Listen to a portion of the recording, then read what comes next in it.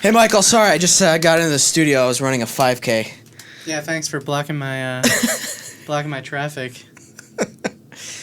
For you listening, Michael was a little late to the studio. There was a one of those surprise marathons in Los Angeles that happens every month. I feel like there's something going on that does one weekend. There's a part of Hollywood that gets closed Construction down. And everything too on top of that. Mm-hmm, mm-hmm. You do look stunning though right now. I gotta say, It's the new Michael. You're completely shaven, clean shaven, and I love your cheeks, man. I'll say thanks. that. Thanks. Yeah. That's not sexual harassment, right? It's only sexual harassment if you feel uncomfortable. Oh. Wow. Okay. What do you guys think? Tweet at us. No, I'm kidding. We just opened up the worst conversation starter. Real quick, before we introduce our guest today, thank you to our new Patreon supporters. Appreciate you guys tremendously. And if you're listening to this on IDOBI Radio, thank you so much for always tuning in. We appreciate our loyal listeners. But guess what? The show continues on after this hour mark. All you have to do is subscribe to us on Apple Podcasts, on Spotify, and guess what? We're also on YouTube, so you get to see our beautiful faces. And the show does continue on after the hour mark, so tune in live, download the episodes, and you'll get a bunch of cool stuff. You get to hear us and see us more, and I really appreciate all of our supporters who have been constantly tuning in. Thank you very much. Guayaki, thank you for your drinks today. It's really good. We have to get some more, actually. We just ran out. I've been trying to... Yeah. I haven't been trying. Somebody else has been trying to contact them for us. Because it's weird if I go, hey, can I have some more drinks, you know? Maybe they'll hear this and be like, oh, you're running low. Here's some. Here's some. Probably not. Ladies and gentlemen, I'm really excited to talk to our guest today. Got to chat with him a little bit before we started the show. He's an actor and the host of the Nice Guy digital show, Radioactive Dads. Ladies and gentlemen, without further... Oh, I always mess that up. Damn it. Without further ado, right? Yep. Yes. That is it. All right. One of these days, guys. Without further ado, Nathan Kress. Oh,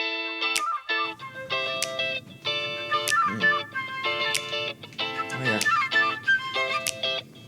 That's... Ooh. Yeah. That really sets the mood, doesn't it? It does. I like does. that. Yeah. Have you had that from the beginning? Oh, yeah. Nice. My brother made that. Really? Yeah. Oh, is that his thing? Yes. He's Nice. a music... Music producer. What's that? Musician, yeah. Musician. So, what's the person who does things like that? Is it a producer technically? Is it a jingle maker? What's the title? So he is a musician and a music producer. Okay. That's what I call him. Yeah. And that jingle or that little bit of music, I mean, it goes on for 3-4 minutes. Oh, So really? it's a whole song, actually. Oh. So we just use the first part of it. Gotcha. And yeah, there are jingle makers out there. Yeah. And that's a whole other world. Yeah. It's my nickname. Jingle maker? Yeah. Did you give yourself that nickname? No, mostly just everyone who comes into contact with me. They Yeah. go oh, here comes the jingle maker. Oh, wow. I think it's because I keep so many nickels in my pocket. Dude, you carry change? Oh, I got angry. Did you hear how angry I got? I hate change. You don't like my ka-chink, ka-chink, ka-chink? Dude, I hate change so much. Can't stand it. But everyone wants it. That's the funny thing. No. Listen. Well, who do you mean everybody? Every person who takes your money, can you imagine how happy it would make them if you handed them exact change?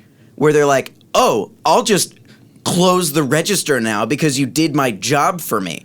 No, dude. No. You don't want the gratitude of millions of cashiers across the globe? No, sir. No. You use a card. How dare you, Use sir. your phone. Well, that's true. You got to get that cash back. That, boom. But what about in Get it going. establishments where they don't take cards? It's Well- not a guarantee. They're cheating the government. So you're assuming that people who take cash transactions don't pay taxes? Sir, I know they don't pay taxes. Wow. I can't stand change. Whenever I'm traveling too, that first bit of first couple weeks, Yeah. it's kind of fun with the new money and you're trying to learn it all. But then after that, it gets really old. When I went to Japan earlier this year, I had so much change, like 2 handfuls, and I hated it. And I ended up going with my 2 friends, Jonte and Isaiah. and sometimes like, hey, can you spot me? I'll pay you back or whatever. I'll do this.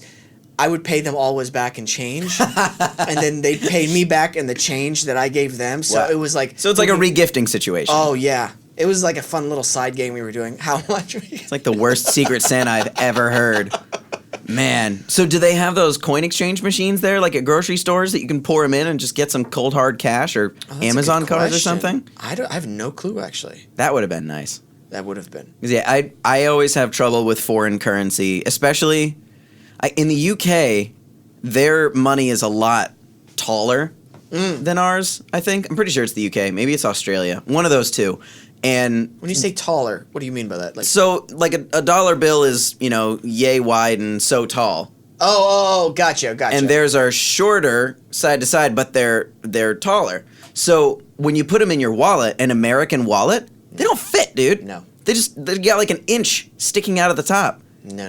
Just advertising how much money you got in your wallet. Yeah. It's a terrible situation. Question: you a cash guy or card guy? Oh, I'm a card guy. Okay. Generally. Because, like you said, for 99.8% of transactions, you'll be able to do it. And I'm not carrying a balance, so I might as well get my reward, whatever it is, the points or the cash back or whatever else. So that makes me feel like I'm doing it better. And honestly, it's a better way for me to keep track of my spending.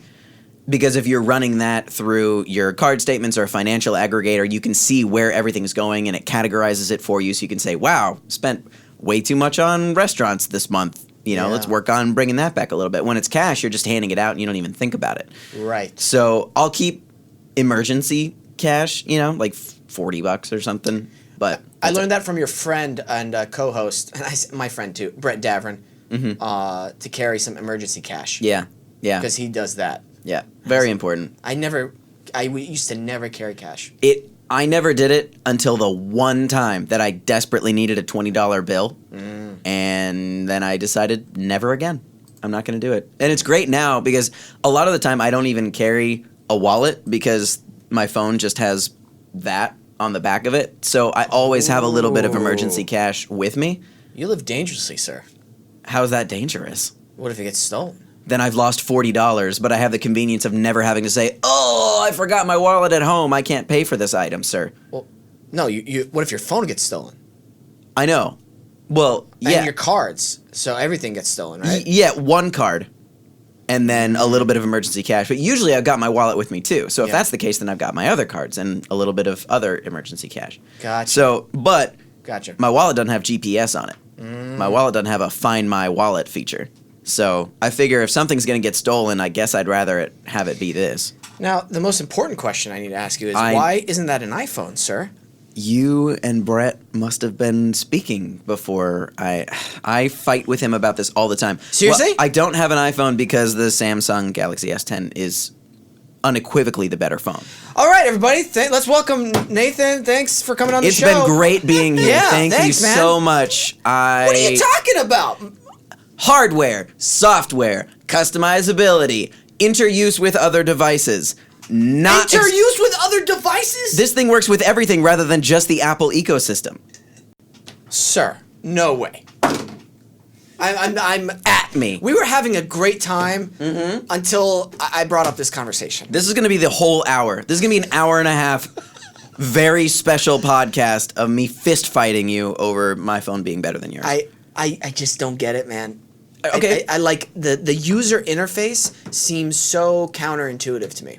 I feel that way largely about all Apple devices. iPhones are better because my wife has an iPhone. Okay. So I'm used to using her phone, but not having a back button is weird to me. Not being able to just know this is how I go to the thing that I was at before rather than saying, okay, some apps you swipe, some apps there's a button in the corner, some apps it's over in this corner.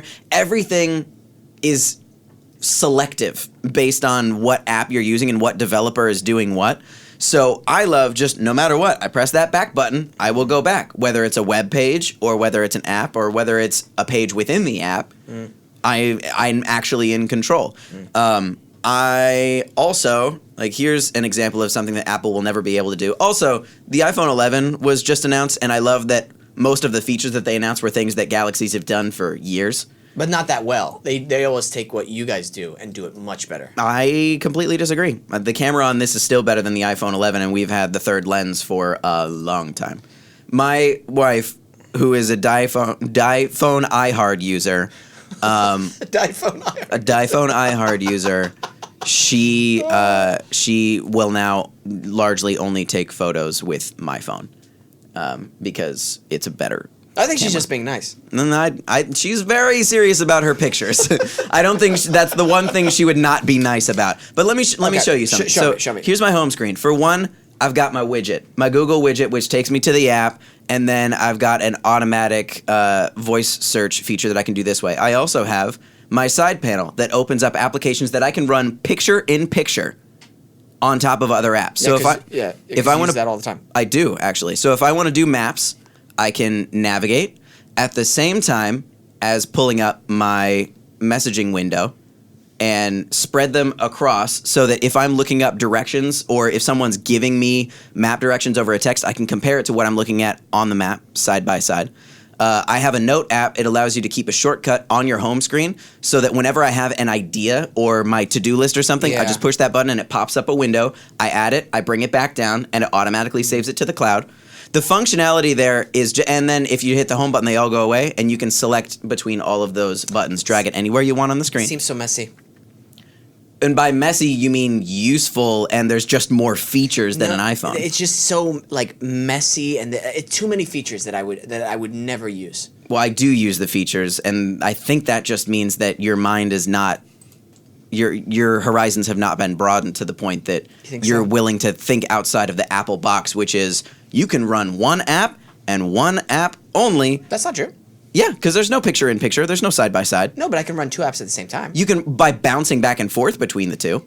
I can do that too. So can every smartphone. When you have those two things on there, are you looking at both at the same time? Yeah, you can scroll between both. You can look at both. Sir, you're only focusing on one, Nathan, and then you can focus on the other one. You know what I mean? Yeah, by moving my eyes half of an inch rather than saying, okay, double home button, swipe over, select that app, work on that app. It's much easier. I promise you it's much easier than that. What do you do besides double home, move, and Well, first of all, my brain capability, if somebody's giving me directions, I just say, hey, give me the address. I don't need them to type out directions to me. I can just take the address, click it, and boom, it's in my address. Yeah, so would mine too. But if they said, like, I got a text from my agent's office saying, okay, here's the address. The parking structure is adjacent across the corner over here. Look for the sign that says blah, blah, blah. It's next to this establishment. So I go, thanks, agent. You 78-year-old agent. So I'm having Agent or agent? Agent. Okay. My diction should have been clearer. I apologize. It's been an interesting week for that too. Oh yes. Because you were borderline on your thing about Asian people. One of the new SNL cast members. Oh, I didn't remember that. I was talking about when you were talking about Japanese video games and Japanese. The Japanese. No, well, I mean, it's been a rough week in general. Yes. We'll talk about that during the current events. Yeah. Oh boy. You know what? We'll agree to disagree. We will, and we'll continue to disagree. I will say that I will ask you a legitimate question. Do you do the program? I don't know what service you have, but where you can upgrade every year to the next version of your phone? I don't. This is okay. So here's the one thing that I will say that iPhones do far and away better than Samsung devices is their longevity is better. I know people with iPhone 5s that still work great, whereas Samsung's, when it gets to that 2-year mark, there are so many software updates and everything is expected to run harder and faster on older hardware. It starts to get kind of bogged down. Where things will run a little bit slower. And that was why I ended up I had a S7 for a while, but it got to the point where it would take me like a minute and a half for the map app to pull up. Oh, wow. But I also don't know if that was my fault for not, like, every once in a while you're supposed to just kind of wipe your phone and start over, clear off just old application stuff that you're not really using, stuff that's sucking up bandwidth and hard drive space. Really? Because those are all things that aggregate slow your system down. Oh. So I should have been more on top of that. That might have been my fault. because the more you load your phone, the harder it is to swap between doing things. But so far, this one's been great, and I have not had any issues with it. And the screen's better, the camera's better, the aspect ratio is incredible when you're taking pictures, especially doing wide angle because there's zero bezel and no notch. So you're getting a full kind of viewing experience. Right. So it's just pleasurable to like look at in general. That part I actually the software stuff that they last longer, I don't know about that because I used before they gave you the option to upgrade every year with AT&T's Next 12 plan or whatever. I would have the phone for 2 years because that's when my contract was up. And man, about the year and a half mark, I'm like, dude, I can't wait to get a new phone. This thing is like dying on me. The battery especially was something that killed me. And so I don't know if that's like all phones across the board with like the battery. Yeah, but it is. I don't know, man, about longevity. I do like the idea of like I basically lease my phone. Yeah. I like that. And I never pay the full price for it. I get the new one every year. I get a new battery and all the new features, and I'm like, okay, cool. But I'm less excited about getting it every single year. Right, yeah. Which I kind of miss that. Yeah, it's not nearly as much of a payoff. It's so funny. I come at it the complete opposite way. My doomsday prepper side comes out, where I'm like, I want to pay this phone off so that I can have it and keep it just in case I drop my other phone and it breaks in half, but I need another phone right then. I can just pop my SIM card out, and then boom, I have my old phone that works just fine. So I have like 7 old phones. Because I was also, here's where you are going to make fun of me, and this is okay because it was a dark phase in my life. I was a Windows Phone user for a long time. Yeah. Most people don't even know that those things existed. It did have the best mobile operating system in terms of customizability and usability, and it was very fun to use and easy to use along the lines of Apple, but no app developers would ever support their applications on it because they'd have to kind of start from scratch and rebuild their applications for a new operating system, and there weren't enough Windows Phone users to attract the work that it would take to rebuild those apps. So there was never Instagram. There was never an official Instagram app on the Windows Phone operating system because they just wouldn't make it. So eventually got to the point where I was like, half of my brand that I have to maintain, my business, is on Instagram, and if I can't use it on my phone, I can't do my job, you know? So I had to do something else. So that was frustrating, but it would have been a great system if enough people had gotten into it that they would have made apps that actually worked. Yeah. So that was a sad time. Question, since we're on the topic of phones, and just a little background for their listeners, you host the Radioactive Dads show with Brett Davern. Yep. You guys are both dads. Talk about dad stuff on the show. Yes.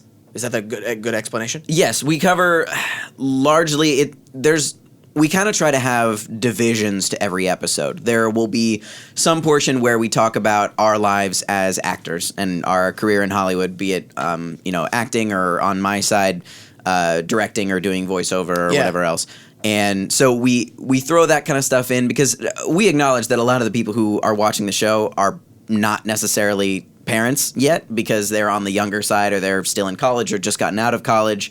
And there were people who watched us on TV, but they're not at that phase of life yet. So we have gotten responses from people who are parents who resonate very deeply with the things that we talk about. And that is overall still what we're about because so much of our lives now is about our families and our kids, and we like it that way, So it's mostly just us sitting down and talking about whatever happened to us in the given week, covering a lot of kind of the hot button issues that a lot of parents have very differing opinions about. Yeah.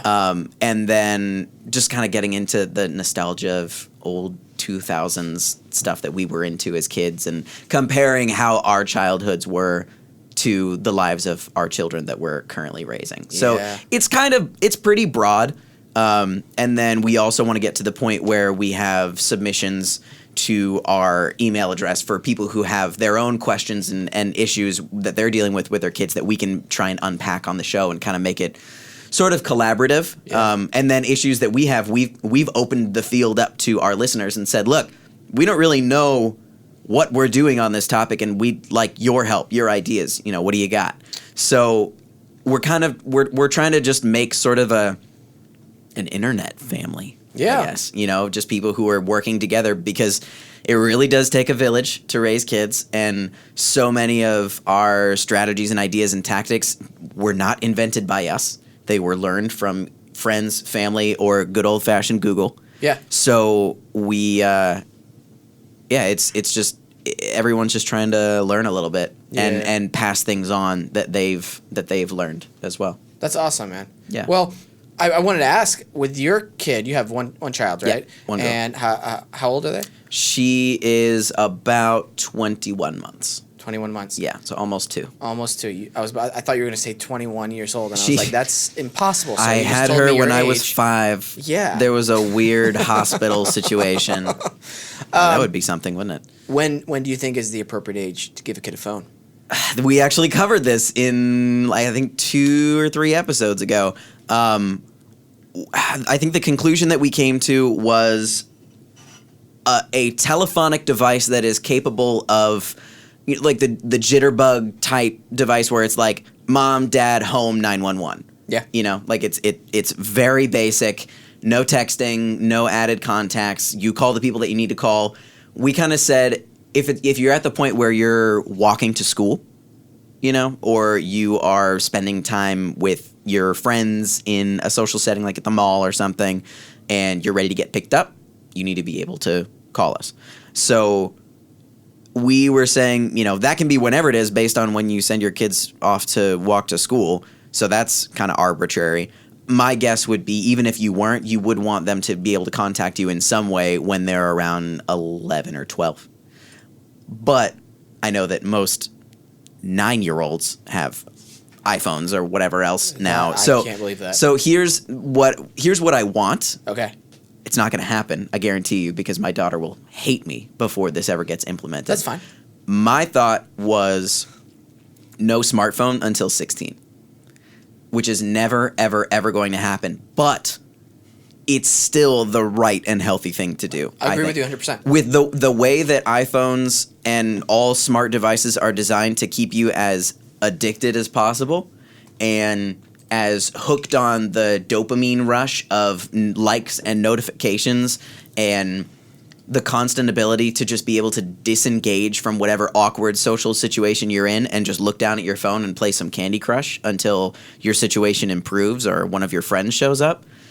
That is so dangerous to the young mind, to give such an easy escape from the world around you. You get to not deal with anything if you don't want to. You don't have to look up, ever. You don't have to be bored. I think boredom for children is so important and breeds so much creativity and expansive thought. If you're giving them a blinky square to look at, why use their imagination when they can just do whatever it is that's entertaining them and giving them that dopamine rush on their phones?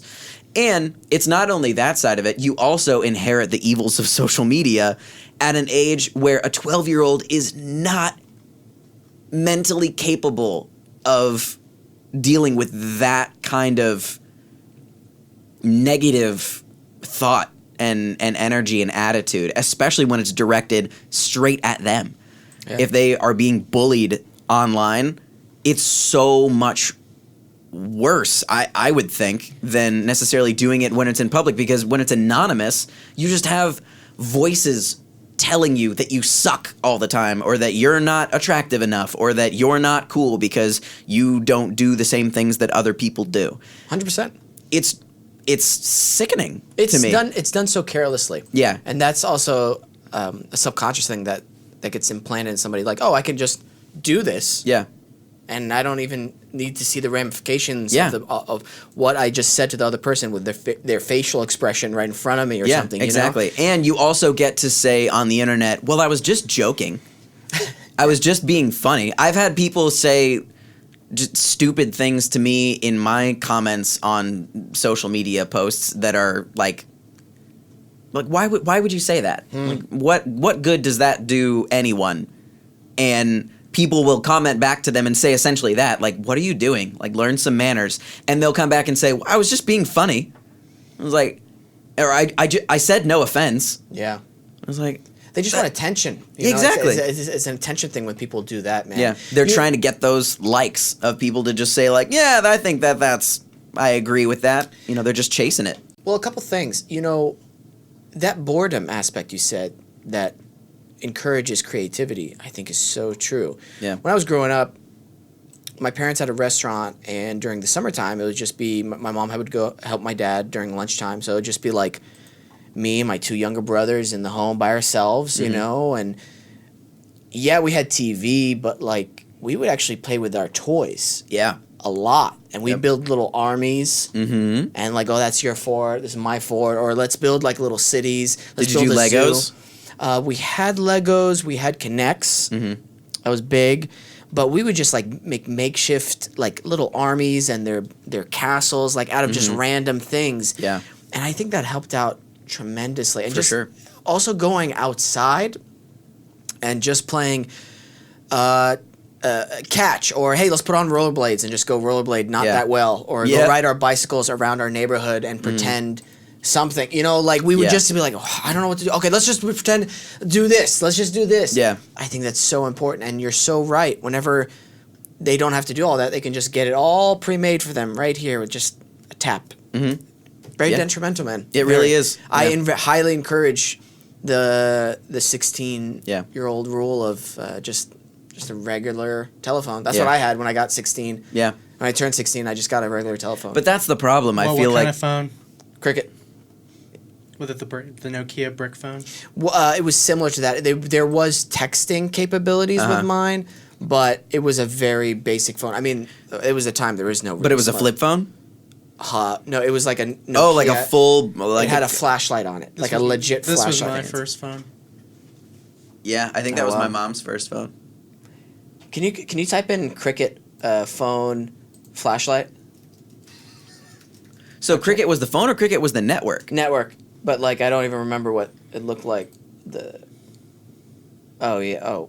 Well, this is not gonna help. I would imagine that most Cricket phones have flashlights now, so that No, it had like an antenna, like a small antenna. yeah. Do you know what I mean? Yeah, I had a Samsung flip phone with What an year antenna. was it?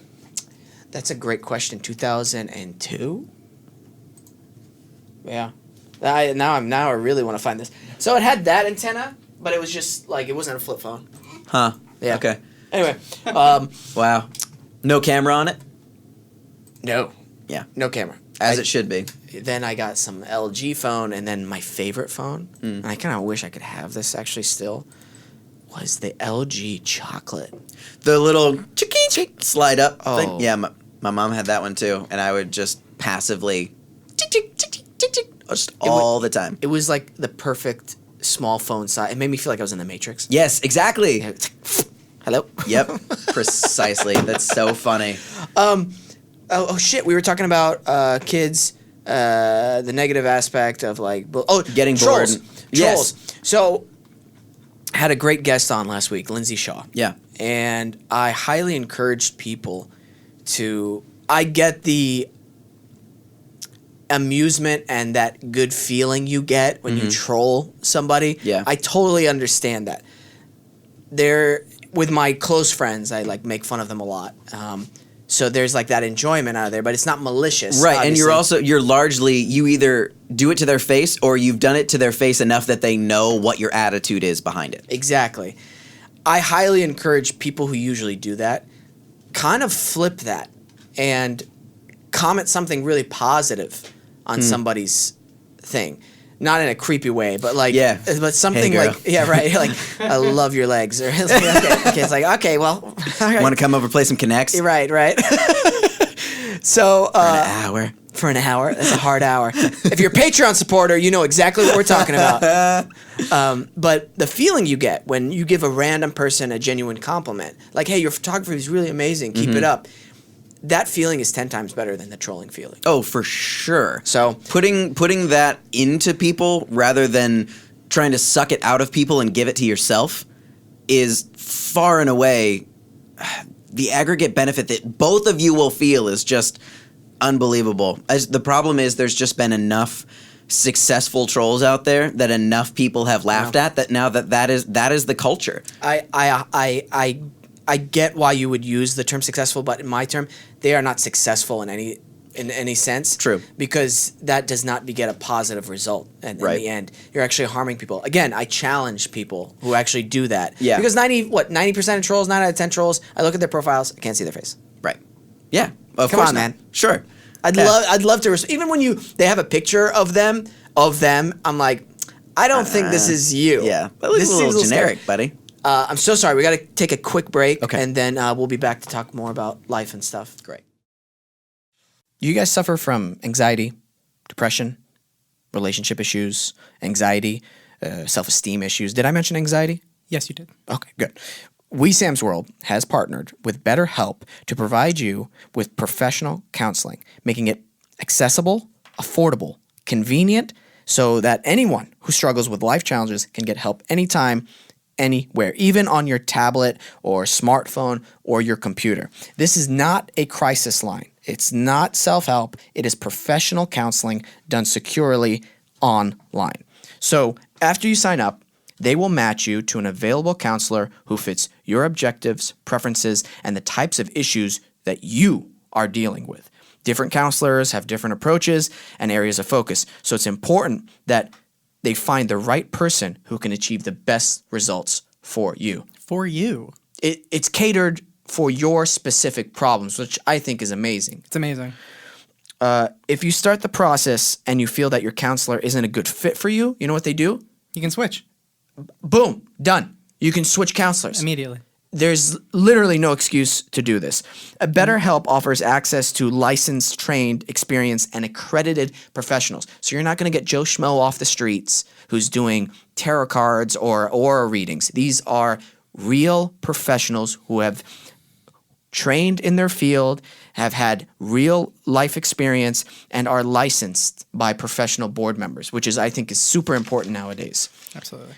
You can start communicating with these counselors, therapists, psychologists in under 24 hours.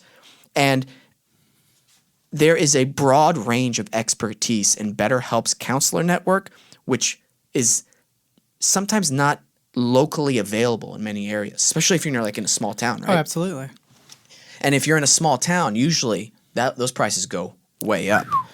You can log into your account anytime and send a message to your counselor, and you can get counseling in 4 ways. You can exchange messages, you can chat live, you can speak over the phone, and you can even do video conferencing. It's incredible. It's more affordable, like I said, than traditional offline counseling, and financial aid is available. And guess what? We just made it even more financially viable for you. All you have to do is go to betterhelp.com, that's HELP/Wesam, and you get 10% off your first month. Boom. That's betterhelp.com/Wesam. betterhelp.com/Wesam. 10% off your first month. You get the help you need. BetterHelp wants you to start living a happier life today. Oh, you're back? Let's go. back now. Let's go. No, you were saying? Just being that we're doing a podcast that is something that I'm very interested in, and the people who are guesting on it are going to be people who have that shared interest. That is where I have found myself to be a much better conversationalist, is with other parents now, especially of younger kids, because there's always things that you will commiserate about and have in common. So there's just some of that classic, like, so how's that teething going? I see that drool. And then they go, oh, it's the worst. And then you guys laugh about that. And then you talk about, well, so how's the sleeping going? They go, oh, it's the worst. And how's the making them eat spinach going? Oh, it's the worst. But it's like you get to laugh about it because everyone else is going through all of the same issues. And there are so many different topics when it comes to kids. So it's really easy to just flow with other parents. Like I was by myself, but I went to Costco the other day. Yeah. Right at lunchtime, and I was starving, so I had to grab a piece of pizza at Costco, and the only seats available were with 2 parents with a kid who looked roughly Rosie's age. And we just sat and talked about everything. Oh, that's and cool. it was so great and so natural. Just people I'd never seen in my life before. But because we had that common thread, we were able to have a 45-minute conversation that I had to cut off because I had to go shopping, but we could have sat for hours, Right. and talked about this stuff. That is one of the best feelings in the world to get whenever you've been going through something hard or difficult, and then you talk to somebody else and they're like, oh yeah, I experienced that, and that's not. You're like, oh, I'm not the only one with this problem. Oh, thank God. Okay, cool. What did you do? Or, oh, okay, yeah. Does this happen? Oh yeah, that's happened to me. Okay, cool. Yeah. It's not the end of the world. Right. I'm not crazy. Right. Yeah. That is exactly. such the relief that comes over you, and I can only imagine being in charge of this little person. Yeah. For all day long. Yeah. Till they're 18 plus sometimes. Right. Yeah. Yeah. So it's just like a little bit of relief is, oh my gosh, that just carries you forward. Yeah. I used to teach children Taekwondo class in Oklahoma. Whoa. So I used to love that. Yeah. And so I used to teach beginning kids, advanced kids, and then beginning adults.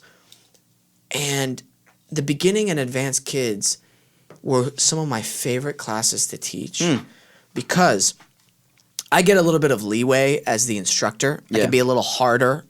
Do you know what I mean? Like, You got levels. right, there are boundaries that I set, and those boundaries cannot ever be broken. And kids are smart, I've learned.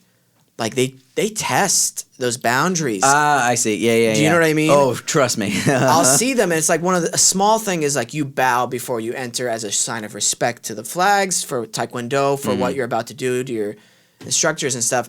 And you'll see kids, they'll try to like sneak in. I'm like, full bow. And you'll see them always just a little bit start to like, just do it quick, Yeah. And one of the most magical things is watching a kid who just comes in and he's just bouncing off the walls. He's just a wild child. He's a kid. He's like 7, 8, No Yeah. discipline in the household. He doesn't know what discipline is. Yeah. And so he comes here, and then within like 2, 3 weeks, 4 weeks, 5 weeks, 2 months, just a whole new kid when he sets foot in that dojo, man. Really? It's such a cool thing. And because one of my favorite punishments to do, and it's not like a crazy thing or they didn't get hurt, but a kid who's constantly not listening, you face the wall and you raise your hands above your head and you just hold it there. And then the rest of the class, okay, time to do something fun. And they get to just hear everybody else having a good time. Oh, wow. And then I talk to them like, do you realize why you're doing this? You got to stop or else you're just going to not have fun with the class. And so they realize, okay, I can't. Interesting. Yeah. Man. Because to them, that is like, That's the worst. oh, I can't do. Yeah. So, and here's, I will confirm that because the child that you're describing is going to be my daughter in approximately 5 years. Rosie is a wild child. She is constantly into everything and is endlessly curious and just is not satisfied to be passive. She has to be an active participant in everything that she's doing, and if she finds herself in a passive situation, she changes it to an active situation immediately. Wow. And so that's the hard. I will caution you with this, saying that. Well, and maybe if you had told me a little bit more about what the parent was doing, be wary of saying that there's no discipline in the house. Okay. Because so much of that is just who that child is. And with Rosie, Yes. especially the hard part is now she is verbal. She's got maybe 75 words and she understands far more than that. But you can't sit down and have a rational conversation with her of cause and effect and everything else. And it's different when you get to be 7, but some people just have so much energy Yes. that you just can't. It's not that they get allowed to run amok. It's just that they will collapse as human beings if they can't get that energy out. And if they don't have an outlet for it. That's why there are so many kids who just get an iPad stuck in their face when they're out in public because their parents are like, it's the only thing that calms them down. Oh, let me. I just want to clarify real quick. That is. I'm not blaming the child for having that energy. I actually think Right. that's 100%. It's a child. Do you know what I mean? Yeah. And this is in the extreme version. Right. And there's a very specific example I have in my head. So Okay, I got you. I agree with you 1,000%, and Okay. you're speaking truth right here, and I appreciate you Okay, clarifying that. I had a feeling that there was maybe something behind that, but that you couldn't really say. But so, barring all of that, that's just something that I know that I've personally learned. Yes. Is you just don't know what's going on behind the scenes, but you know what you're doing. And you've seen this before. Absolutely. And, I'm not a parent, so Right. I'm glad you're saying this as well. Yeah. Again, but like, I don't know if you've noticed this, maybe with other parents, they have energetic children, right? Mm-hmm. And they're just energetic. But have you ever encountered really passive parents? Who are just kind of there, just Yeah. to supervise. And, Yeah, like I'm talking about like, hey, at least, yeah, hey man, like, talk to them or swing them or something. or say, Yeah. hey, like, I don't know. I grew up very differently. Yeah. I grew up in a very strict household. Like, I'm trying to think, even if like Oh, you're saying passive as in like anything goes, like they kind of just let them run amok. like and, you're in a restaurant Yeah. and they're running around. I see, yes. Slapping like people's chairs or whatever. Like, I know they're young, but Yeah. again, boundary, like that Right. kind of passive. Yeah. That's going to get you taken outside. It should get you taken outside. Right, Yeah. firm talking to. Yeah. You know what I mean? Yeah. Do you know what I mean? Yeah. Like, that's the kind of passive. Now I get what Example yes. I'm talking And about. that's a total thing. And that is something that is a parent thing. That is something, there's really no excuse for that. And I get what those parents probably will say is, I'm just so tired. Yeah. This is a 24/7 thing for me. And at least at a restaurant, there's very little that they could probably do to hurt themselves. And so I'm just going to have a quiet moment with my spouse and just hope for the best. That's probably what they're thinking. Dude, But that makes me laugh so much. Just like the broken parent. Yeah. It's just like, yeah, that face, Yeah. you already know. You're ready for parenting because that face is the face that is made. There's other things involved, but you've got the face down. That was you. oh, good to know. I got the face down. Yeah, you ready for it? Let's go. Put that on your dating profile. I got the face for it. Let's play some connects. So yeah, there's definitely, I'm sure they would say that there is a reason for it, but the problem is that's the job, you know? It's really, that one's pretty hard to justify because if you don't tell them no and if you don't get them in line, someone else will. And it's going to be a very jarring experience for them. And I guarantee they would rather have it be with a person that they trust and that they know loves them, you know, and that wants their best interests in mind. So that's something that, especially now that our girl is walking, and by walking I mean sprinting, and she just wants to, she can't sit still because there's so much FOMO. And this is why that punishment would work so well for Rosie, because FOMO is her worst enemy. It doesn't matter what the mundane activity is. If you're doing something, she is in there with you. She has to just see what's up. So if it's a bunch of kids doing something fun that she can't get to do, oh, that's the worst. Oh, that's worse than corporal punishment, you know? Brother, that's why I would implement that, because I'm like, that's the only thing that's effective. You can make them do jumping jacks till they pass out. They're Right. not gonna like. But they've got the energy for it. Exactly. You know? Yeah. But that's not gonna. They don't feel a loss with that. Yeah. Because they recuperate in just like 1 minute. Yeah, true. That's an interesting way of looking at punishment, is like making them feel loss. Yes. Because that is the human condition. Like that is ultimately, it seems like in one way or another, that is the thing that I think we as people are most afraid of, that feeling of loss. And that's kind of the core feeling whenever there's something negative, you know, even if it's just simple loss of happiness that you had, you know, that's why we're striving for not, you know, hanging on to that, clinging on to it, you know? Nathan, Yes, Wesam. you ready to get deep? Okay. This is gonna be the clip for the show, just so you know. I was on my morning run this morning, Ew. pre-dawn. Okay. Worse. Double ew. Understand, some people can't handle it. That's Can't. fine. I can't handle it. You're a father. You don't have that energy. It's True. fine. I'm so tired. You're so tired. I'm so tired. I'm Wesam. broken. Oh, I tired my mic away. if your mic was like, I'm done with this guy. Yeah, I'm tired. I'm tired of this human being putting his breath on me. Okay. So, I'm on my morning run. Okay. And I'm going to give you a little bit of detail just because a couple funny things happened on the way up here. Draw me a picture. So I'm about to start, and there is this couple, right? And they don't look like they're dressed for the run. The guy's in jeans and a button-up shirt, and his wife looks like she's wearing nice pants and a nice shirt. And like, is this the way to the hike? And I'm like, yeah. It's like 5:30 in the morning. Yeah. And I'm like, oh yeah, it's this way. So I keep trekking along, and I'm like, man, that's weird. Like I can feel them behind me still, but I'm like, whatever. Yeah. So I'm about like, a minute or two into the tough part of the hike, and then I hear something behind me. I'm like, oh wow, they're really hustling.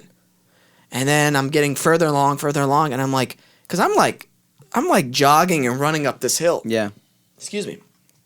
And then I look back, and there's this older gentleman. He's not like an old dude. He's probably like 40s, 50s. Max. Pretty old. He's about to die. He's knocking on death's door for sure. So I'm like, oh my gosh, this dude goes up the mountain like most mornings, and he doesn't use a flashlight. There's no music playing, and he's hustling, dude.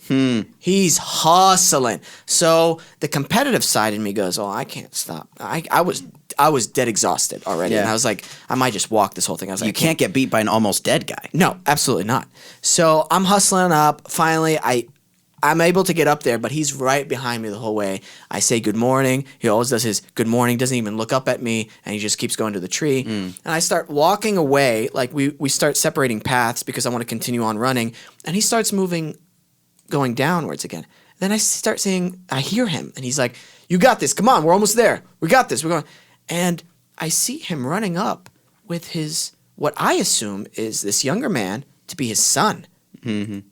That's what I assume, And they get up there, and it was this beautiful moment of watching this dad kind of motivating his son to get up there, and they start talking about like what the benefits of the workout is and everything. And it was just so beautiful watching this exchange of information from the father to his son, like, okay, like this is what I do every morning or whatever it is. I know I'm romanticizing it a little bit in my mind, but there is truth in that aspect of giving your knowledge, passing on your experiences to the next generation.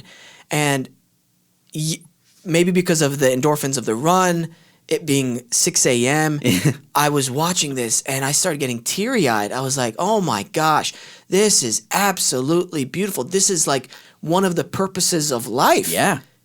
And finding that purpose, because imagine this guy, and it's okay, some people end up alone and that's fine too, but like he doesn't want to feel maybe deep down inside that loss of not passing on the knowledge to his son, or this great experience of the benefit of hard work in the morning. Right.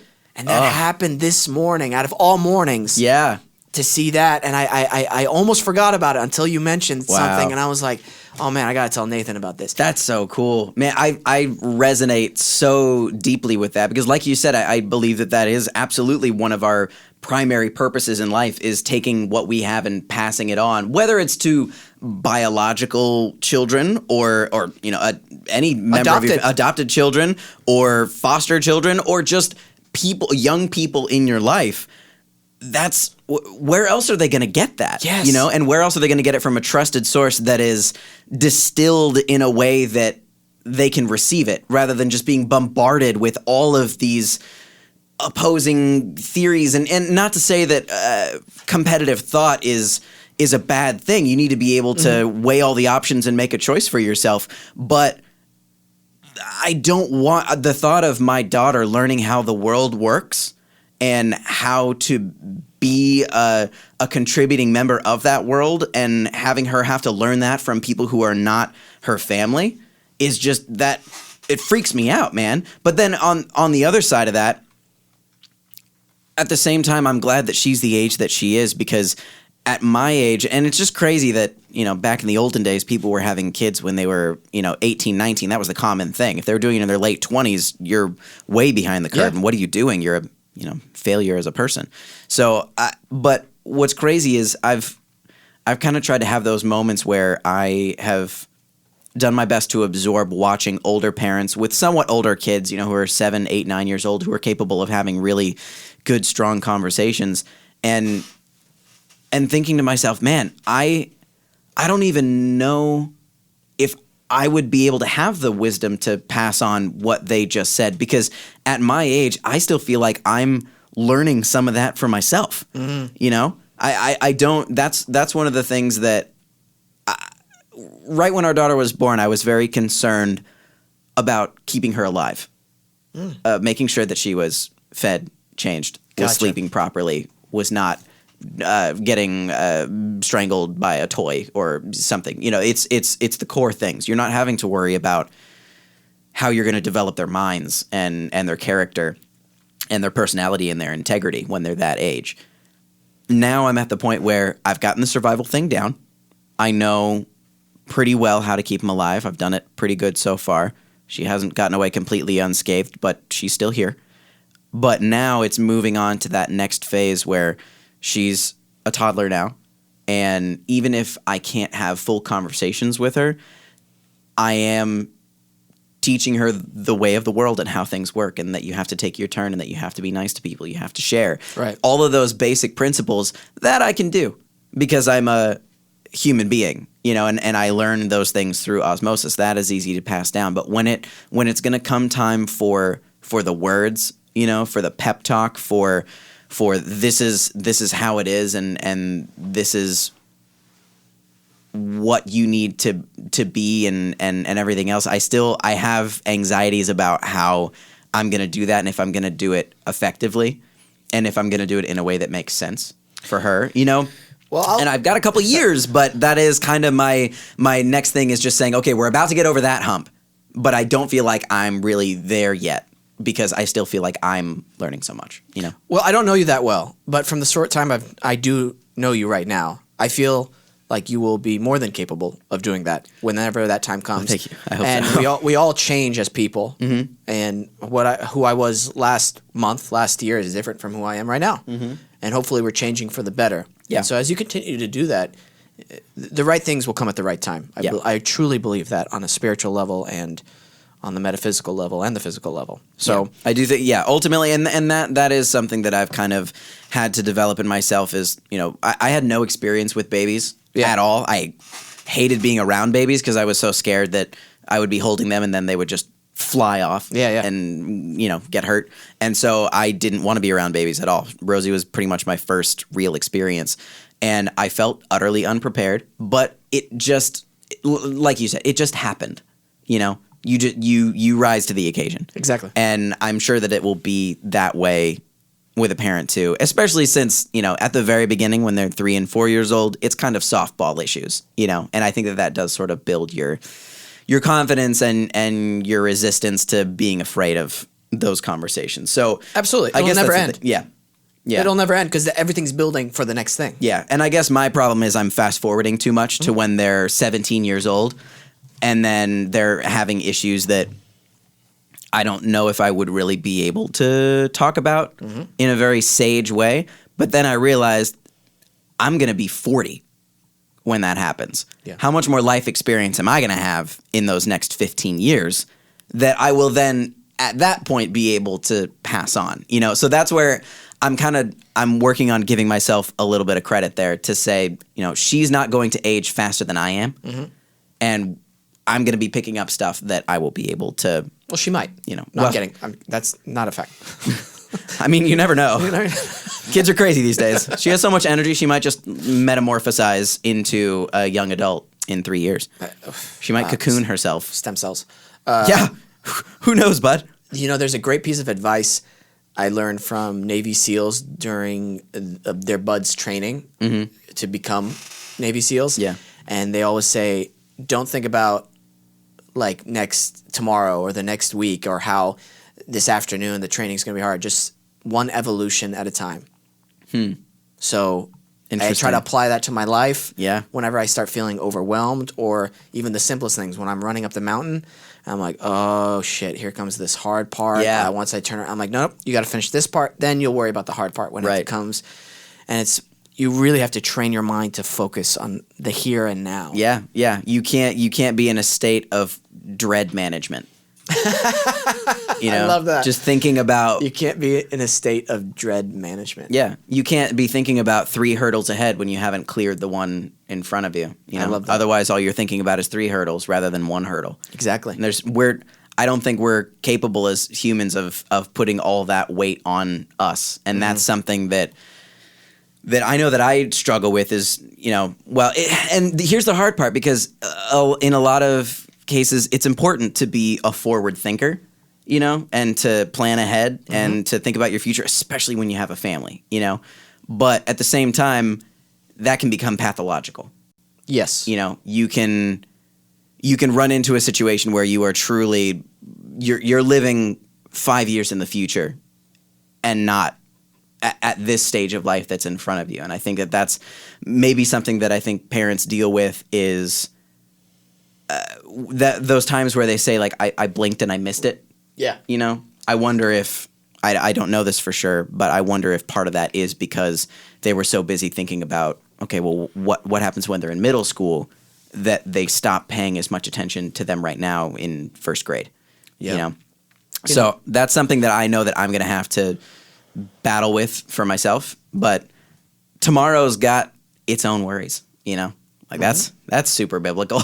You know, that you have to be focused on the here and now, and largely not even yourself here and now, but what you can do for other people in the here and now. You know, it's why else are we here on this earth, but if not to give. And especially I know that that's true in parenting, but you know, that was something that I was talking with my wife about recently, that she said that was always just kind of her life goal, and the way that she wanted to carry herself it wasn't about her. It wasn't about, you know, increasing her level of comfort and happiness. Right. It was about what she could invest in other people. And those are the things that reap dividends. Absolutely. I think there has to be a balance, though. And you got to find that balance for what works for you. Yeah. Because like you were saying, you can go too far this way with it and then too far that way. You can be too much in the moment and not like, hey, we need to worry about these things. And then you could be like worrying so much about that boom, 10 years have gone by. And it's like, oh, we never took a real family vacation. Right. Uh-oh, Yeah. I worked too hard for them. Or like, oh, I never got a life insurance policy and then I died. Right. And then now what's my family gonna do? You know, so there are levels to it. Absolutely. But there's also the other side of the giving thing is we as humans are not an unlimited resource, and there has to be an element of self-care too, because you can and will burn out if you're not doing something to keep yourself recharged, whatever that may be. Right. So you can't, you know, it's not we are finite. I recharge with cocaine. So I can tell. Yeah. You still got a little. All right. that's a booger. Oh, okay. It's fine. Wee. Oh, so you do it. Okay. Yeah, it's better. I don't do cocaine. Like I hate that nowadays I have to say that after an obvious joke. Yeah. I'm like, oh shit, Wesam does cocaine on the air at IDOBI Radio. It's like, It'd be some good press though. You'd probably get on some Just Jared Jr. Like, yeah, I'm sure my manager and publicist would love that. Oh, yeah. Jared Jr. Yeah. That's funny. I know that magazine. yeah, me too. I That's did. where they do all the good reporting and interviews and whatnot. That's right. And all those good red carpet interviews. New York Times, Vice, Jared Jr. I would put Just Jared Jr. way above Vice. Really? Yeah. Okay. Just below like Vox Fox and Oh, BuzzFeed. No Their comment. listicles, they're so good, Wesam. Yeah. In-depth reporting. That's what I Truly, appreciate. one sentence at a time, followed by a GIF or image. Well, there you Oh, go. real quick. We got 3 minutes. What's up? Okay, I'm sure we could talk about this in 3 minutes. GIF or GIF? The creator Yes, yeah, said it's supposed to be pronounced GIF. which is stupid. Yeah, I don't know if it stands for something. GIF. It I does. always say GIF. Yeah, I do too. So The reason why, and this is where I never understand. I think honestly, this is why I think the creator is a troll, because he was just trying to keep this going. The G stands for graphics, oh, dude, it's GIF. not giraffics. Right. You know, and GIF is peanut butter. Exactly. It's So GIF. it's GIF. Can we? It's Can we just officially declare GIF. that? Yeah. We can. Right here today, it's GIF. And if you think that it's GIF, you're wrong. And the inventor of the GIF is a troll. You get your citizenship revoked if you say GIF. Citizenship to the United States of America? Yeah. Is the guy who invented the GIF wait, American? Is that a touchy subject nowadays? I mean, We'll I be don't know. right back.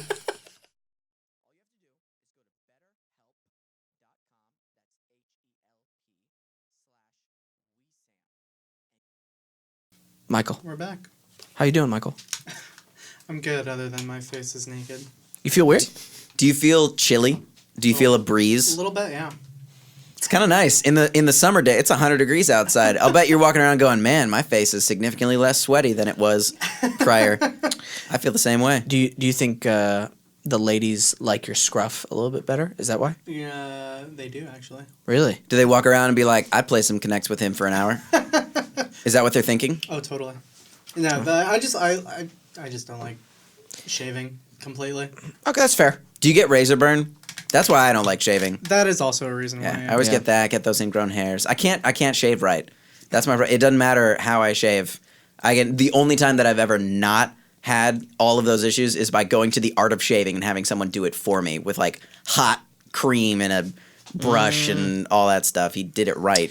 When I'm shooting, I hate having to shave day after day. Every day? and Yeah. That starts working on my skin. Brutal. I'm that guy, and I do it in a nice way, and they've always accommodated.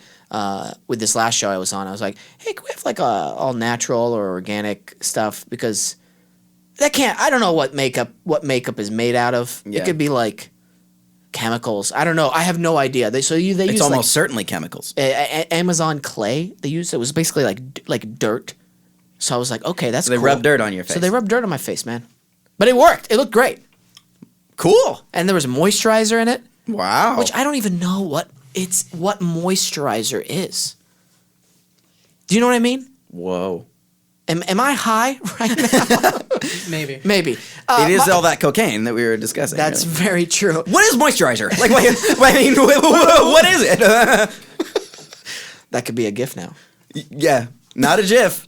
A GIF. A GIF. If you say GIF, you're out. Michael, what do we have for current events? Well, first off, I wanted to show you this one thing because I saw it and then it kind of just sparked an idea with me, and I felt like you could appreciate it. Okay. Mostly because like it goes to a dark place, but this is Wesam's favorite Hey, artist. what the fuck are But- you trying to do today? but- We're having a great time. Go ahead.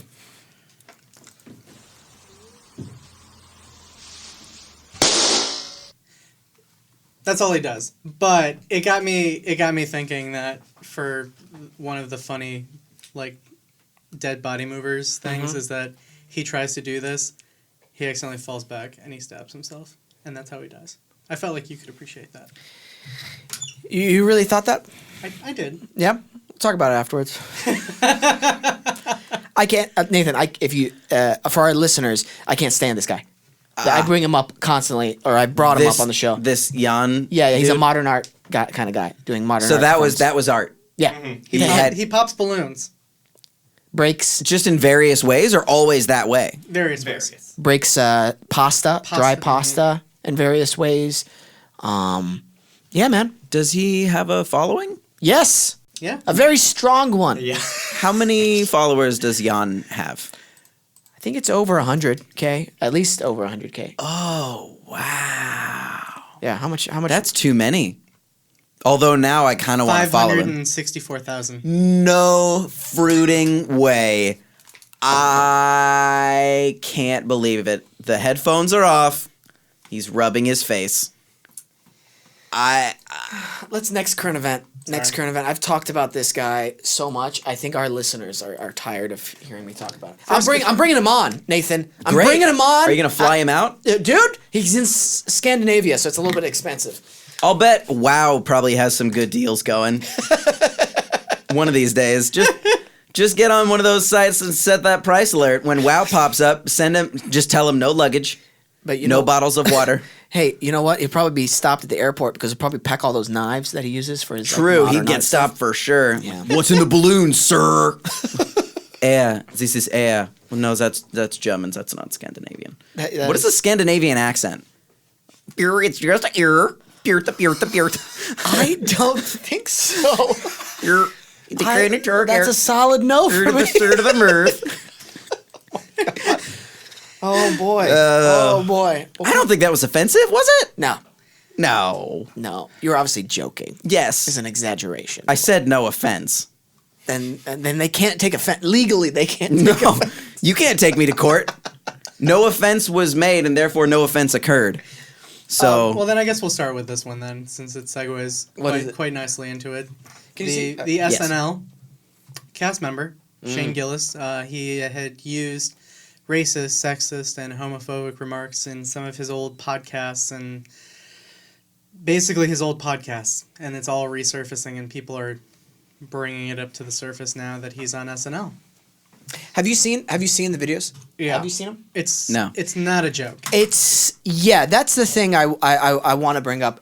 He says, like, obviously he said something to the effect of those. I always try to push the boundaries with my jokes, and sometimes I miss. Yeah. And I'm like, okay, but then when It's you not watch a the joke. video, you're like, how is Where's the joke? Yeah, where's the joke? He's not even like saying one thing. It's like one thing after the other. It sounds like two racists talking. Yeah. Like two Yeah. really ignorant racist people talking. And I hate like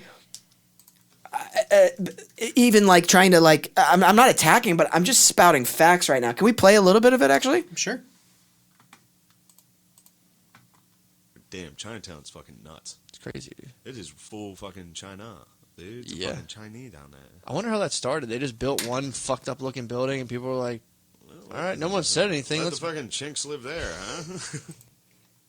That's Oh, keep basically playing. No, yeah, please. It just They built these fucking like huge Shanghai house. The first one must have Yeah. infuriated everyone. They were like, I'd piss what now. the I go fuck? down there, I'm like, what are you guys doing here? Get these ducks out of that window. you know what? Yeah, true. Also, I'm always like, how can there be so many fucking restaurants down here?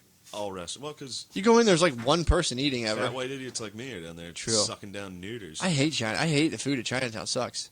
I like Chinese food's a very dishonest cuisine. I don't even want to think about it. They invented a fucking yeah. chemical to Let's. put in their Yeah. food. This is so like hilarious. They made us This is MSG. some high quality content. Wait, yeah, where's the joke? I can't find it. For the life of me, I can't find it. That's I wonder how that works contract wise. Do they fire him, or if they can fire him for that? I mean, there's in any contract, there's always some sort of morality clause. Every contract I've ever signed, there's always a termination option by the employer if you go off the rails and do not abide by their terms and standards of how their corporations run.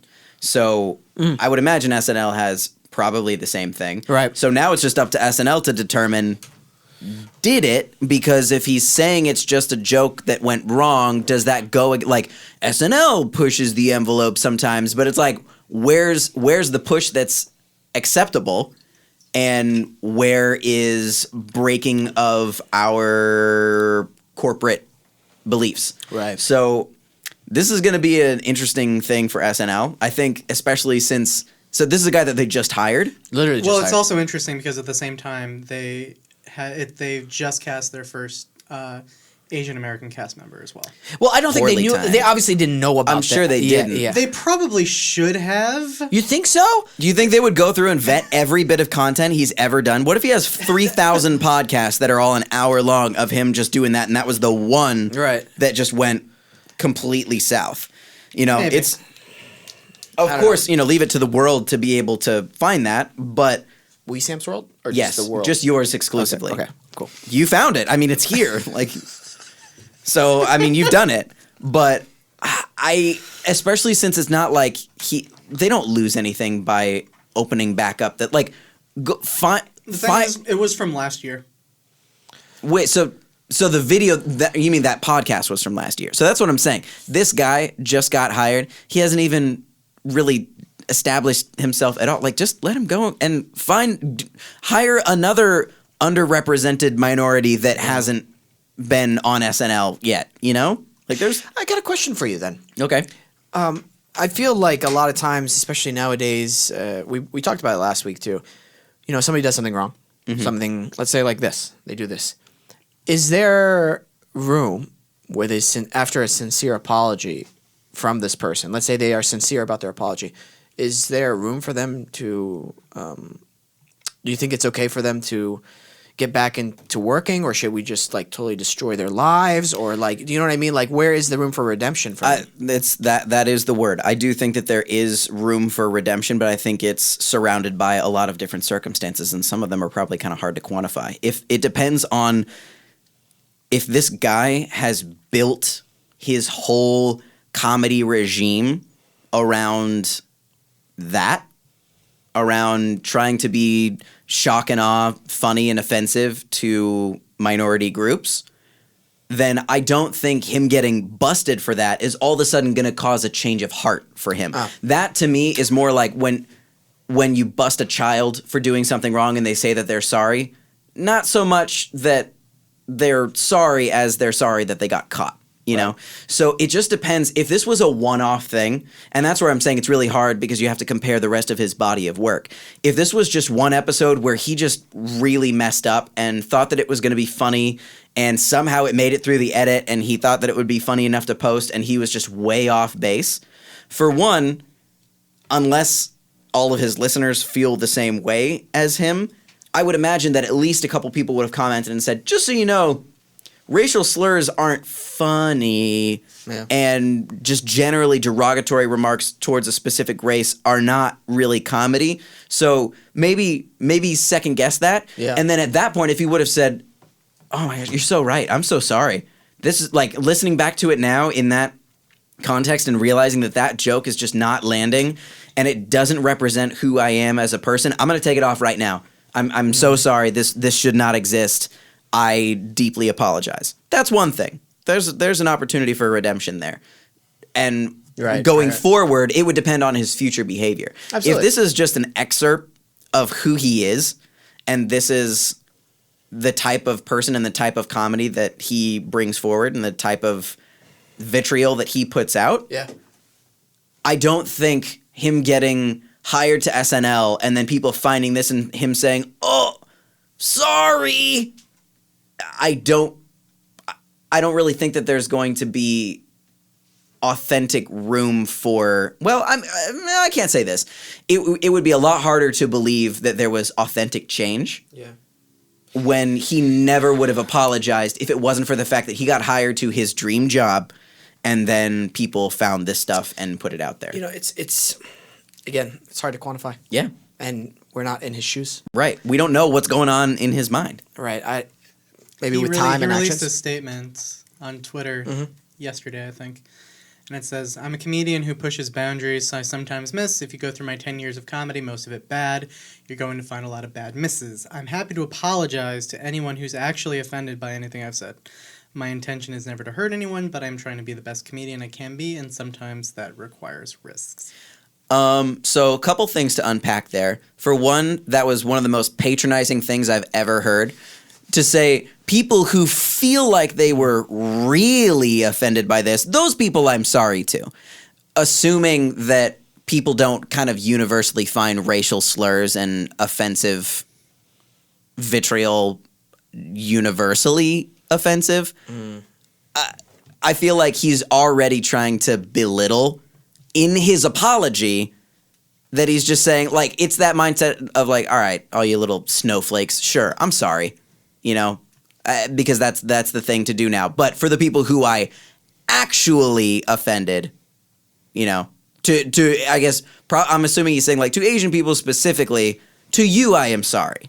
You know, to me that's already kind of a disingenuous apology. Did he type this out or did he? He wrote it out in his notes app and then screenshotted it and then tweeted it out. Okay, I thought it was an actual video. I feel like it's hard. So, no, I'm not saying every single circumstance, but when somebody does a video apology, it's a lot. You can't misrepresent tone or anything like that. You could see the person. That's true. That's a good point. And so, you can usually your BS meter is better when you can see the person apologizing. That's true. If I were to do something like that, I would definitely do a video. Yep, for I don't sure. think I don't think I could do a written Because thing. here's what You know it what I could mean? have. Here's what it could have been. If it was a video, he could have been saying, and to the people who are actually offended by this, like people throw the word "actually" out all the time as an or like. Yeah. That's just a thing that people say as a word filler while their brain is figuring out what to say next. If it was one of those things, then that wouldn't be a big deal. But in Word, your brain goes to actually offended. Like your brain underlines it because that is how in the written word it's supposed to be read. Yeah. So that's so true. It absolutely should have been a video. I'm and not that saying you're wrong, by the way, with what you said. I'm just Yeah. saying I want more clarification from him. Right. Again, time and actions in Yeah. the future. Else, we'll see what happens. Variety also points out that he made other offensive remarks as recently as last week. In an episode released September 3rd, Gillis uses the R word and the F word, and and jokes with McCusker about. Sorry. Yeah. It took me a while to but go ahead. You got it. Yeah, I got it. About which young boys and prisoners of war would have been raped during the Civil War. Okay. That's another miss. All right. I would call that a miss. on You know the what? old He comedy is a scale. bad comedian. Yeah. Maybe It's he like- is a bad. If that's what his comedy is based on, like there are so many ways to do clean comedy because there's so much comedy in the world if you were just able to frame it and phrase it in a way that is observational to people and makes them go, yes! There's a lot of ways to do crass comedy. Yeah, for And- sure. And there's room for that too, but I've never looked at it and gone, boy, which Civil War POW minor boys would have been raped first? Dude, that's a funny topic. You even like repeating that, like you guys saying that. I just go, ugh. What context are we talking about? Yeah. This is not a. Okay. You don't talk about that on a comedy podcast. I mean, buddy. I mean, you could, but like, again, where's the joke? Yeah. You know what I like? Did you ever watch The Critic? It was a TV show from the early 90s. No. They had like a Ted Turner type mogul who's just like, where's the joke? Well, where's the joke? When the critic tries to like tell a joke. Yeah, I've never seen it. That's all I always Yeah. think of. Well, I also want to branch out and say I am a firm believer that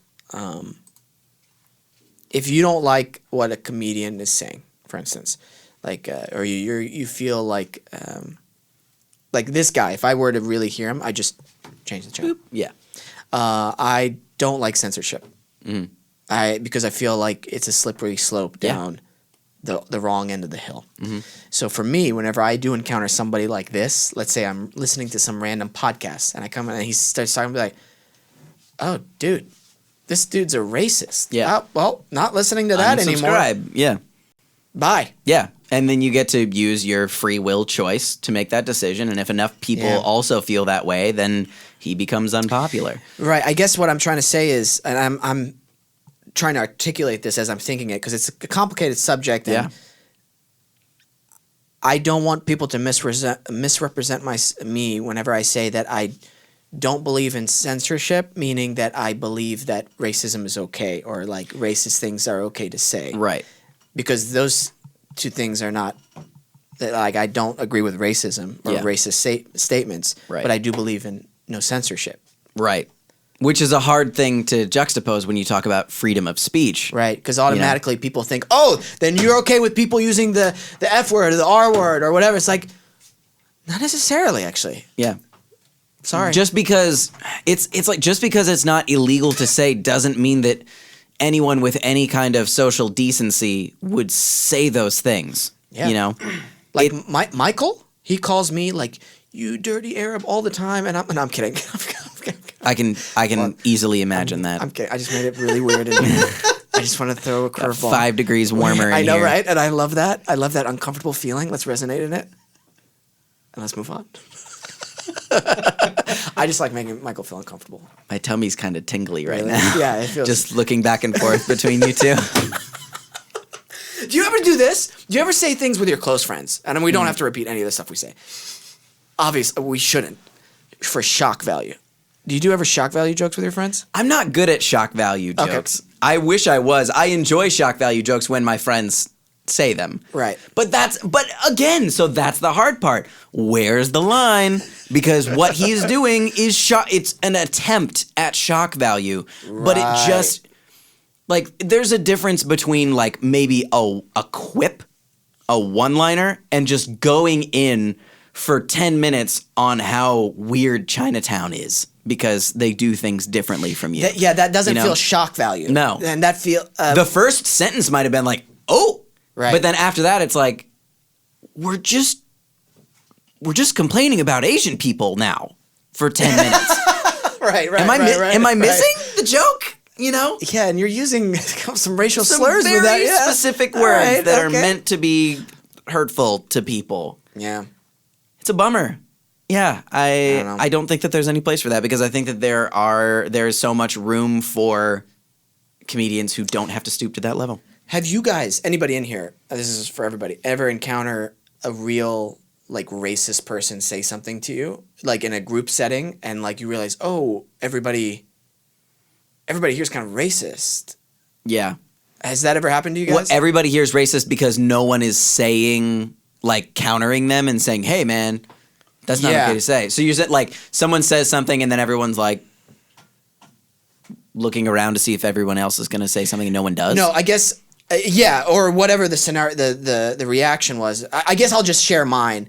That was at a party, and I really like and respect this guy house, and there were just some people there, and somebody comes up to me, and I'm like in this small group at the party. I don't know anybody there, and I'm just talking to someone, and they're like, "Hey, you want to hear a joke?" I'm like, "Yeah, sure." And he goes, or she goes, why, you know how they can get a lot of these, you know how they got these, whenever the Black Lives Matter people were, but like protesting and something, they're like, you know how they got them to disperse from the city? And I was like, oh God, no. And he goes, well, first they shot tear gas and they wouldn't go away.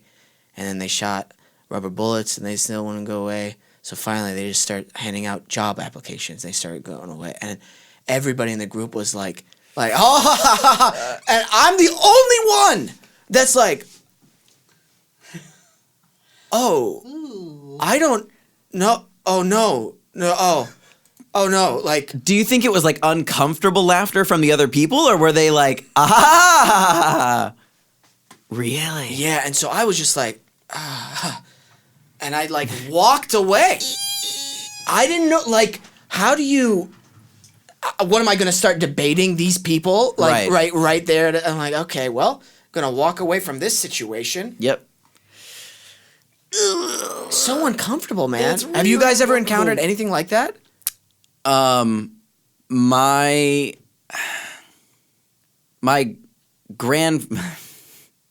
Uh-oh. well, he's not around anymore, and Okay. this is I feel fine saying that he was wrong. My grandfather was really he's from Mississippi. Yeah.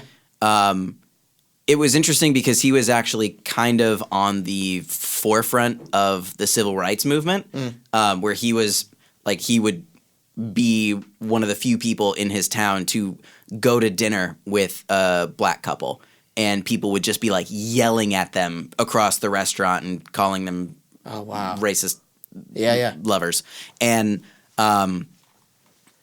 so that didn't bother them. You know, they knew what the right thing was. The strange thing is he was super racist against Jews. So he was very like selective about who he was just one of those people who would like just that unfortunately classic thing of like just blaming the Jews for everything. Yeah. You know, like the Jews own Hollywood, like just those classic cliche slur type assumptions Yeah. about Jewish people. And the problem was I think it got to the point where everyone would just say, okay, you know, no one would agree with him. And what's so funny is like all the other members of my family are the exact opposite. He was the only one that felt that way. So he kind of just was on an island at the dinner table when he would say something like that. But the problem was he was also so stubborn and so set in his ways that you could fight with him about something for hours and it would do no good. and you kind of just had to say, okay. Like there's nothing that I can say that would change your mind on this. So we're just gonna take 3 seconds to not say anything, and then just kind of move on.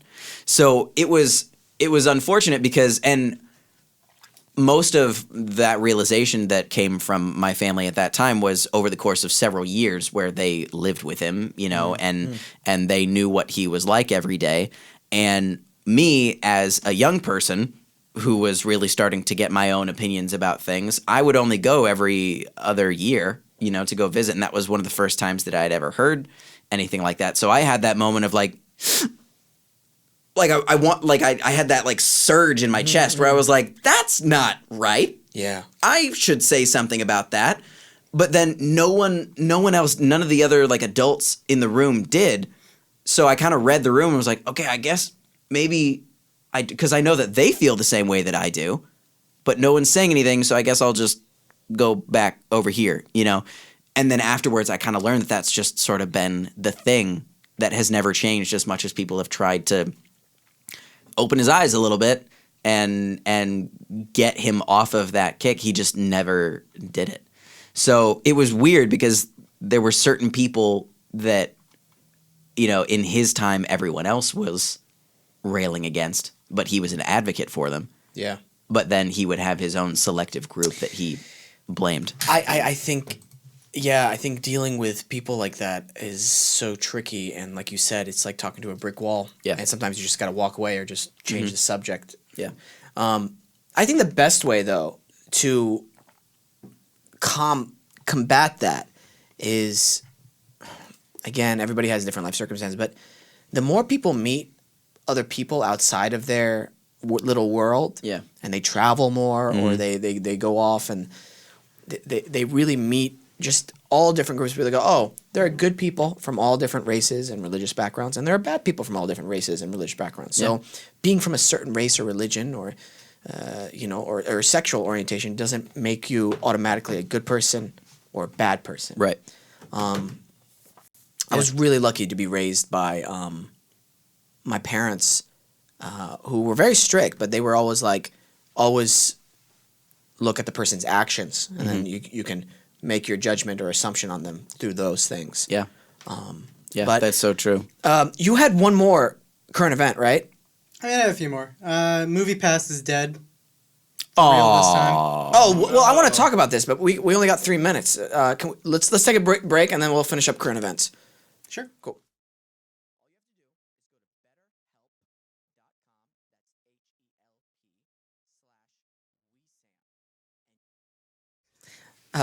Back. Michael, Yep. let's finish up these current events. Okay. Movie Pass is dead. For real. I feel like it's been dead in one way or another for like a year now. But now it's right? really, really dead. The parent company is like, we're done. I can imagine why. I mean, I still don't see how that would have made them any money. It's not like a gym membership where you buy it for the year and then you don't go, but they've still got your money. It's like, what did the pass cost? $10. $10 is less than one movie ticket. Here, yeah. Some cities like Sure, but especially here, if you go to one movie a month, you've made money. I was unemployed during that time when I picked it up, and it was like, this is awesome. Yeah. $10 for that's a couple bucks more than a Netflix subscription, but to be able to go to any movie you want and have the insane screen and sound system, like They should have made it $30, at least $30. it should have been 40. Honestly, you should have had That's to actually say true. $40 is pretty good. if you go to one movie a week, you're still making money. And people don't go to one movie a week, Most. I know I haven't. I haven't been to a movie theater in years, but it's because it's just too dang expensive. I thought you were going to cry there for a second. My angle and the way the light was hitting your eyes. Did it get shiny? That should be a headshot. Dude, that should be your new headshot. Can you get me in like some portrait mode right now? I will try. Okay. I just don't get how that model ever made sense for anyone, unless it was they were just expecting that people would buy it and then never go to the movies. Yeah. Weird. I mean, AMC does theirs for $25 a month. They just raise it to $25 a month. It's 3 movies a week. Yeah, and you good. cap it Sure. Oh, max 3 movies a week. In a calendar week. So like That's Thursday. smart, So okay. Friday through Thursday, you get 3 movies, and then it resets on Friday morning. Friday morning. Oh, copy. I guess I just don't get why they didn't just do a reasonable price at the beginning. I think anyone would have paid at least 15. Even in a market where the movie tickets are so much lower, that's 2 movie tickets. Yeah. I wouldn't be surprised if the average person goes to 2 movies a month. It floors me. Yeah. But what I love, I think it's College Humor that does the CEO videos. Oh yeah. That was one of my favorite CEO videos that he did. What's the guy's name? The redheaded guy? The redhead. Gavin? I don't know why I came up with that name. But that video is so phenomenal. Just showing a depiction of the CEO of MoviePass just completely drugged MoviePass out. CEO. Yes. Oh, can we play it? Peyton? We can play a snippet, yeah. Snippet. We have to talk over it, don't we? Right, yeah. So it's basically he's done this for a few things. He did it for Tide Pods, for Venmo, but it's just this guy utterly collapsing. PSA. Tommy sleeping on the floor a little bit. Oh my God! he's just- I already get the. You don't even need to watch anymore. I want to see. but I want to see this. Yes, watch it on your own time, and it is exactly what you would imagine the CEO of MoviePass going through Dude. in this time. I love watching characters that are in the shit and like frantic, and I love that physical humor aspect to it. So I can't wait to see. Oh, this. he's so good. He's such a fun. That guy should be on SNL. I mean, that guy. yeah, that guy right there. That guy. That guy. That clown. I know. That clown in the white shirt. We're changing it up. Yeah. New logo coming. Well, that's good. So then now you can wear white shirts without looking like you're Well, I don't want. I want to tease it. We got. You might not see all my face. black shirt. No, it's white shirt. Oh. I love white shirts. I see that. Yeah, but I'm ordering a bunch of new ones. These are getting yellow. I sweat in them. Yeah. A lot. You got to get. I bought a new deodorant that doesn't turn your pits yellow. Really? Yes. Is it all natural? I doubt it, Bye. but I don't have yellow pits. So All right, last current event. What do we got? Felicity Huffman's going to jail for 2 weeks and a $30,000 fine and 250 hours of community service for her role in Operation Varsity Blues. wow. So interesting. I'm glad she got some jail. I'm surprised that she got jail time at all. Yeah. To be honest, it's interesting though because I'm sure the thought is if it was anyone else, it would have been a much longer term, a much bigger penalty, and part They of that. talked about the one African American woman who didn't live in the district that she tried to send her kids to school to. Mhm. She got 5 years. Are you kidding me? So there's 2 things with that. Ugh. First of all, that's fucking horrible. For then that judge who sentenced her, and the prosecutor and everything's like, you know what? Fuck you guys. Yeah. I don't know if it's a race thing. I don't know if it's a regardless. Are you out of your goddamn mind? That's a human rights error. Like that's just 5 years in prison to take you away from your kids that you're just trying to get to school for being in the wrong district. Not even to say I want to get you into a prestigious school, so I'm going to bribe someone to say that you play a sport that you don't play. So that happened in a separate state, if I'm not mistaken. Yes, correct? it did. Yes, it did. Yeah, it was so- in Connecticut. So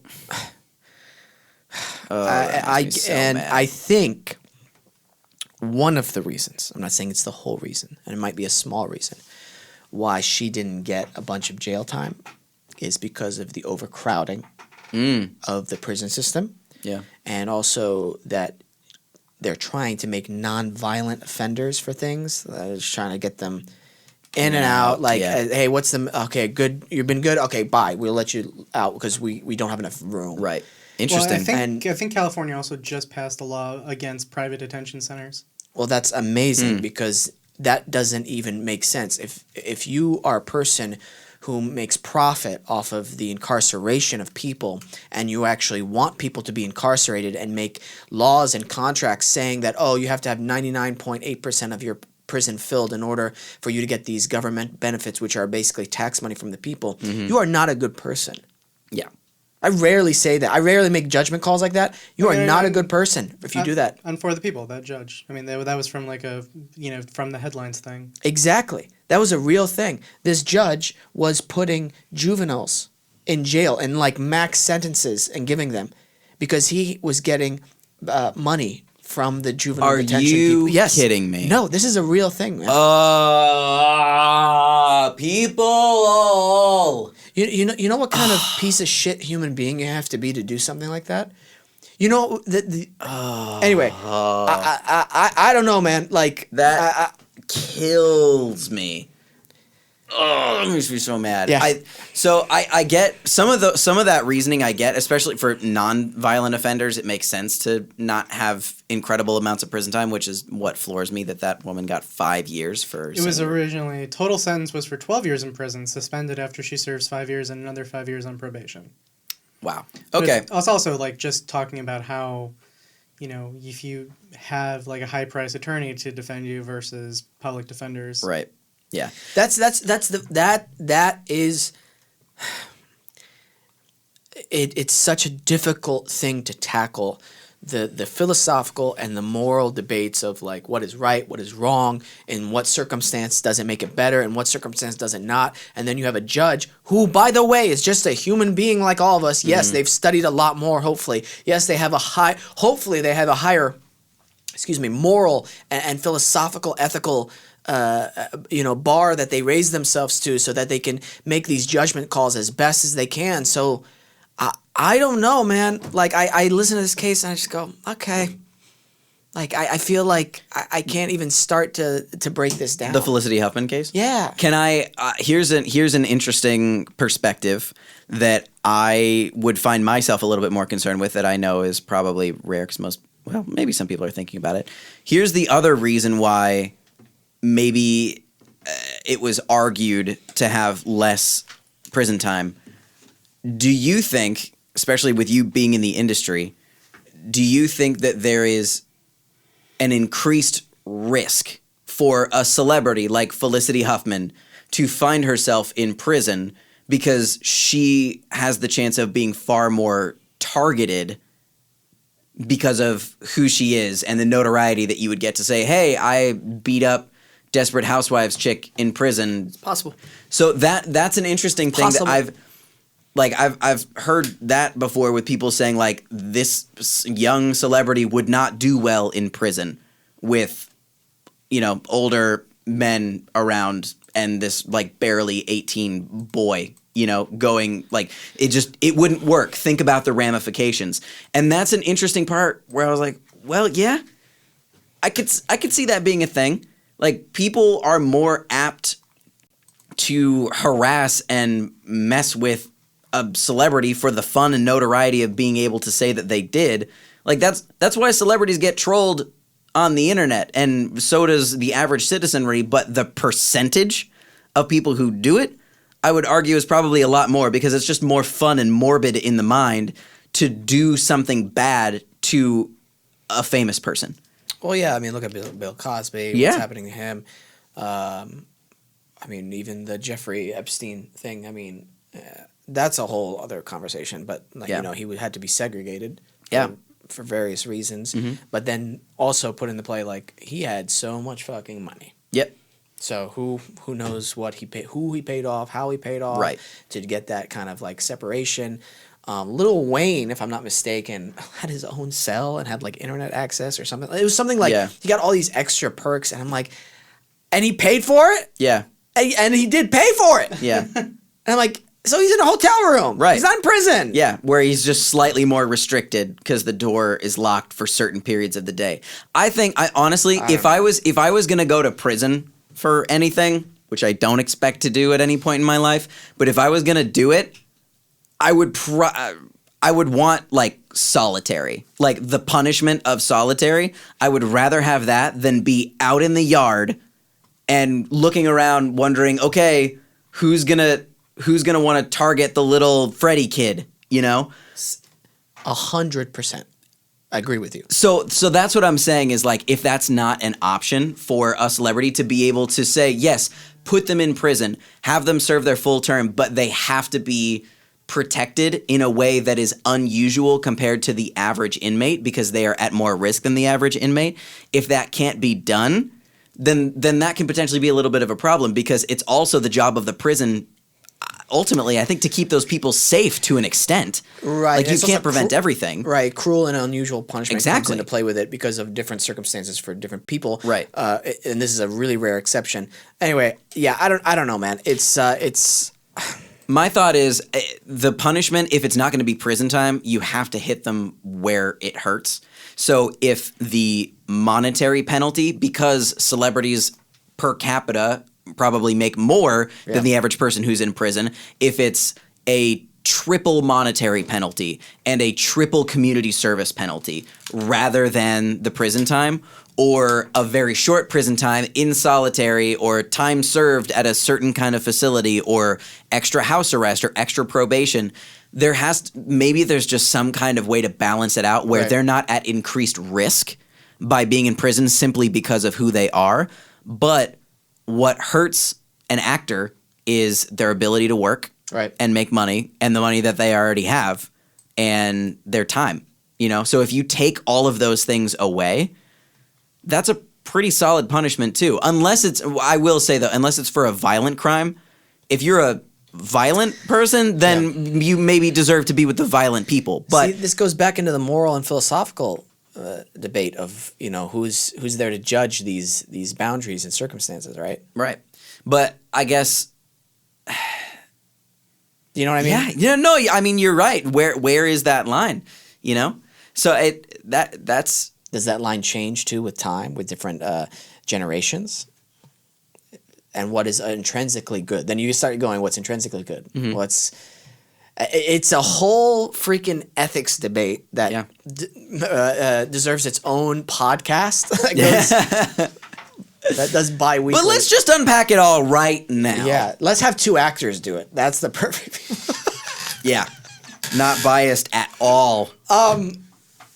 Nathan, dude, thank you so much for coming on the show, brother. This was a pleasure, man. Thanks for having me. We gotta have you back on sometime. Sure. Soon. Whenever you want to plug something, another project or whatever you're working on. Great. Good deal. When does Radioactive Dads go on? Radioactive Dads is every week Wednesdays at 3 p.m. Pacific, 6 p.m. Eastern. The podcast goes on the next day, and then our video content is just always kind of going throughout the week. Great. I guess the only other thing that I could say is I have a cartoon on Netflix that came out a few months ago called Pinky Malinky. Awesome. That has released its part 3. So there's a good bit of episodes out right now. Awesome. I enjoy it. I think it's pretty funny. It's a little bit ridiculous, kind of in the vein, and I think from the same creators of The Amazing World of Gumball. So for anybody out there who likes that cartoon, it's apparently similar to that. So that is out there. That's something where you can catch me. I played JJ, who is the best friend to the main character. That's awesome, brother. Yeah. Well, people can check that out on Netflix and Radioactive Dads here on IDOBI and on all the podcast apps. And if you want the video content, make sure you subscribe to us. Patreon, Nice Guy Digital, part of the Nice Guy Digital family. So, Nathan, you're the man. You're the man, Wesam. It's been a pleasure meeting and talking with you, man. It was a lovely time. I'm happy to be here. Happy to come back. Thanks, brother. I didn't even have to say play us up. It was on it. Hey. Because of all that tension you guys had earlier, it just got you on a deeper level. Right, he's going to rail into me after this show ends. Listen here, Wesam. That's exactly how Michael sounds. I'm going to rub my scratchy beard on you. That's his real voice, too, ladies and gentlemen. Hey, thanks for listening. Thank you to Nice Guy Digital. Thank you, IDOBI Radio. Thank you, Peyton. Hope you find a place to live. I hope so too, man. Thank you, Michael. Hope your beard comes back. It will. Good. Thank you to Nathan. Thank you to me. Thank you to Steph Jula. Thank you to God. Heyo. Thank you to all of our new subscribers and listeners. I see you. I see the new comments. I see the new reviews. Mwah! That's a big digital kiss. That was from me sultry to from you. my perspective. It was. A little wet, too. Don't do that. Stop doing that. My show, Nathan! You're right. But I have the choice to take the headphones off, so I'm going to do it now so I don't hear what I just heard. Hey, always remember to listen, think, and then talk.